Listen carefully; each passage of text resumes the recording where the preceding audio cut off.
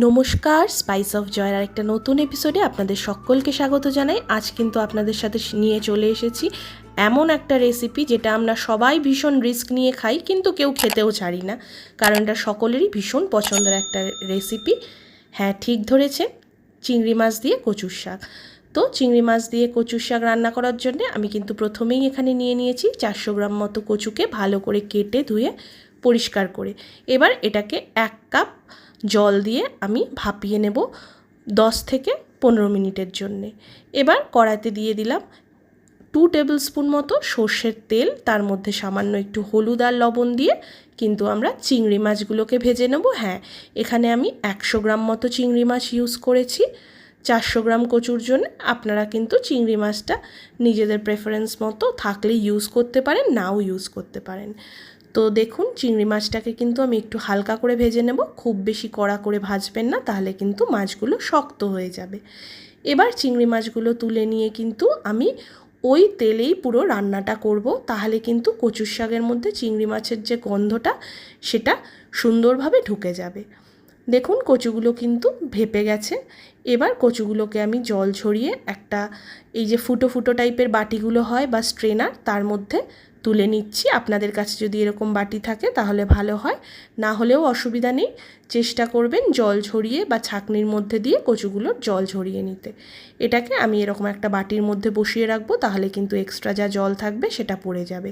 আর দেখুন, একটা হাতার সাহায্যে আমি কচুগুলোকে ভালো করে কিন্তু এরমভাবে স্ম্যাশ করে নিচ্ছি।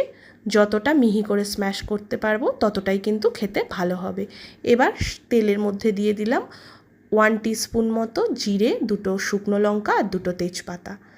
ফোড়ন থেকে একটু গন্ধ ছাড়লেই এর মধ্যে দিয়ে দেবো 1/4 কাপ মতো কুচনো নারকেল। নারকেলের খোসাটাকে কিন্তু আপনারা ছাড়িয়ে নেবেন। আর চ্যানেলটা যদি আপনাদের ভালো লেগে থাকে তাহলে কিন্তু অবশ্যই চ্যানেলটাকে সাবস্ক্রাইব করে বেল আইকনটাকে প্রেস করে দেবেন, তাহলে নতুন নতুন যা ভিডিও নিয়ে আসবো আপনাদের সামনে চলে আসবে। তো দেখুন, এবার আমি দিয়ে দিলাম 1/4 কাপ সেদ্ধ ছোলা বা ভেজানো ছোলা। আপনারা ছোলাটাকে সেদ্ধও করে নিতে পারেন বা আগের দিন রাতে ভিজিয়েও রাখতে পারেন।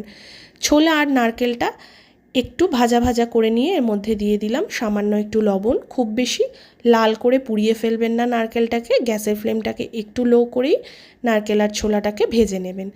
এবার আমি এর মধ্যে দিয়ে দিলাম আগে থেকে স্ম্যাশ করে জল ঝরিয়ে রাখা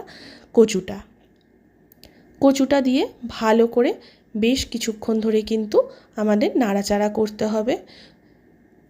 তো দেখুন, এরকম কিছুক্ষণ নাড়াচাড়া করার পরে আমি আবারও দিয়ে দিলাম 1/4 কাপ মতো কোরানো নারকেল।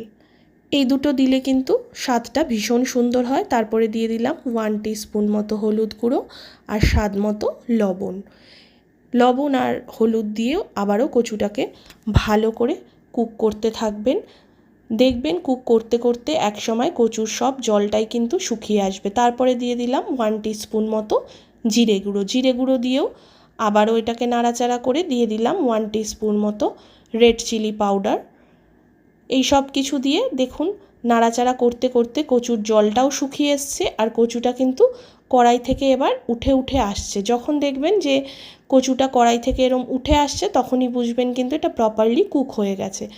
সেই সময় অ্যাড করে দেবেন আগে থেকে ভেজে রাখা চিংড়ি মাছটা, আর দিয়ে দিলাম সবশেষে 1 চা চামচ মতো চিনি। এই সব দিয়ে একবার নাড়াচাড়া করে নিলেই কিন্তু আমার কচুর শাক একদম রেডি।